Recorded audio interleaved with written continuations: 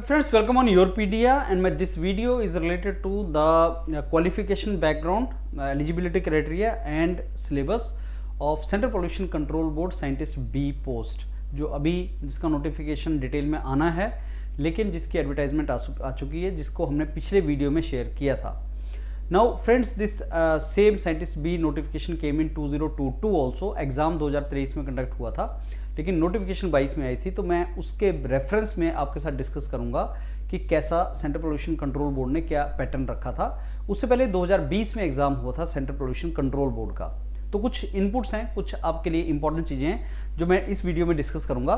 Central pollution control board, ये जो आपका एडवर्टाइजमेंट आया था, जो बेसिकली एप्लीकेशन को भरने का लास्ट डेट 31 मार्च 2023 थी.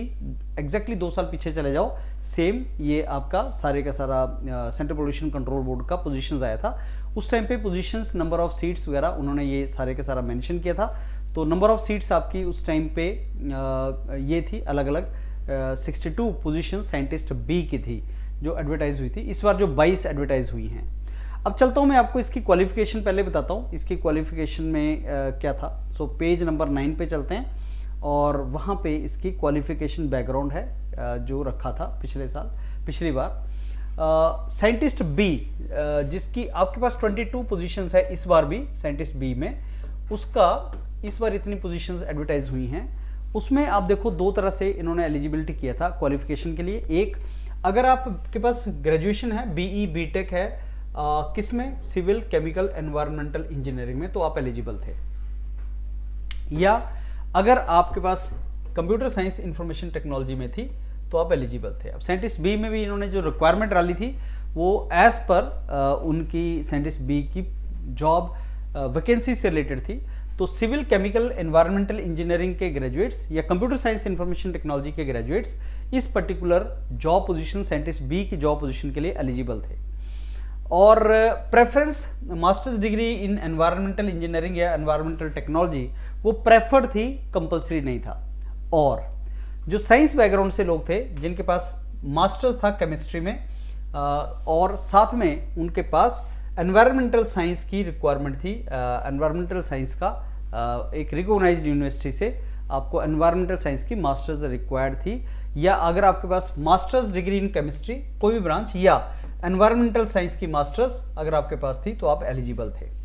अब आप समझो इसका मीनिंग क्या है कि अगर आपके पास मास्टर्स इन एनवायरमेंटल साइंस है तो आप एलिजिबल थे, मास्टर्स इन केमिस्ट्री है तो आप एलिजिबल थे, BTech in civil chemical environmental engineering थी तो आप एलिजिबल थे, BTech in computer science information technology है तो आप एलिजिबल थे. और प्रेफरेंशियल इसमें masters in MTech in environmental science था. तो ये उन्होंने एलिजिबिलिटी पिछली बार दिया था. अगर आप इसको ढंग से देखोगे तो आपको पता भी लग जाएगा कि क्या इसमें सिलेबस का बेसिकली एलिजिबिलिटी क्राइटेरिया था. और पीछे जो नंबर ऑफ सीट्स, अगर आप जाओगे, नंबर ऑफ सीट्स जो एडवर्टाइज की थी वो ये इन्होंने डिटेल में नंबर ऑफ सीट्स का डिटेल भी दे रखा है कि कितनी सीट्स कौन सी ब्रांच के लिए थी. तो यहीं से आपको पता लग जाएगा. साइंटिस्ट बी की अलग अलग पोजीशंस थी. जैसे साइंटिस्ट बी इन्होंने लेवल 10 में रखा था और ये इनकी टोटल 62 नंबर ऑफ सीट्स थी. उसमें डिटेल में ये तो नहीं बताया था कि कंप्यूटर्स के लिए कितनी है, सिविल के लिए कितनी, केमिकल के लिए कितनी है, वो डिटेल में नहीं बताया. लेकिन टोटल सीट्स आपको इतनी दे दी, जिसको उन्होंने बांट दिया था बाद में कि एलिजिबिलिटी क्राइटेरिया हमारे पास ये है. तो एलिजिबिलिटी के लिए तो ये था. तो नटशेल में देखा जाए कि सिविल इंजीनियर्स, केमिकल इंजीनियर, ऐसे जो ब्रांचेज हैं उनको इन्होंने एलिजिबल किया था. Computer science, IT, SSC branch और एमएससी केमिस्ट्री वगैरह या जिन्होंने मास्टर्स इन एनवायरमेंट साइंस किया था उसको एलिजिबल बनाया था.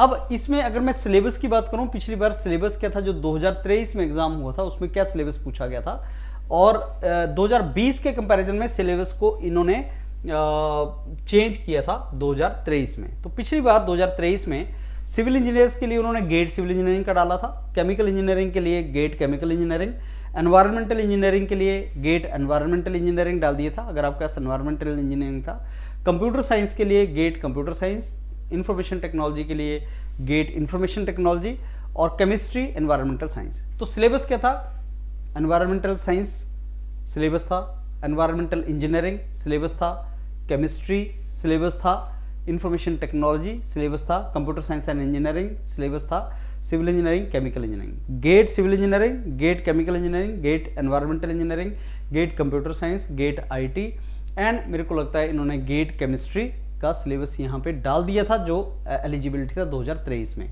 2022 में जाओ तो सिलेबस अलग था, 2022 में कंबाइंड सिलेबस था, 2020 में सॉरी कंबाइंड सिलेबस था, और 2023 में जो सिलेबस था वो आपका हर ब्रांच के लिए अलग था।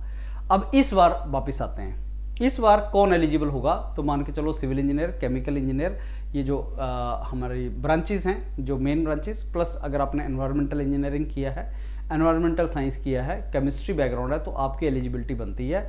अभी योरपीडीए जो आपको मॉड्यूल दे रहा है, योरपीडीए के पास ये सारा हमने पिछली बार प्रोवाइड किया था, लेकिन सेफ होने के लिए आप एनवायरमेंटल इंजीनियरिंग, एनवायरमेंटल साइंसेज से स्टार्ट करो प्रिपरेशन।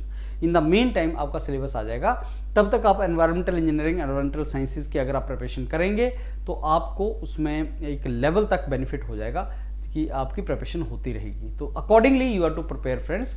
आप अपना एनवायरमेंटल साइंस, एनवायरमेंटल इंजीनियरिंग को पकड़ के रखो, उसको तैयारी करते रहो, सो दैट आपका सिलेबस कुछ भी हो, ये वाला पार्ट तो आपका कंबाइंड है, आपकी इसमें प्रिपरेशन हो जाए। So all the very best. और जैसे सेंट्रल पोल्यूशन कंट्रोल बोर्ड का सीट्स आई हैं, वैसे हर स्टेट के अंदर स्टेट पोल्यूशन कंट्रोल बोर्ड की भी सीट्स होती हैं, आप उनको भी तैयारी करते रहो, सो दैट आप उसको कन्वर्ट कर सको और एक अच्छी जॉब इन डिपार्टमेंट्स में ले सको एज असिस्टेंट एनवायरमेंट इंजीनियर या साइंटिस्ट भी। Thank you.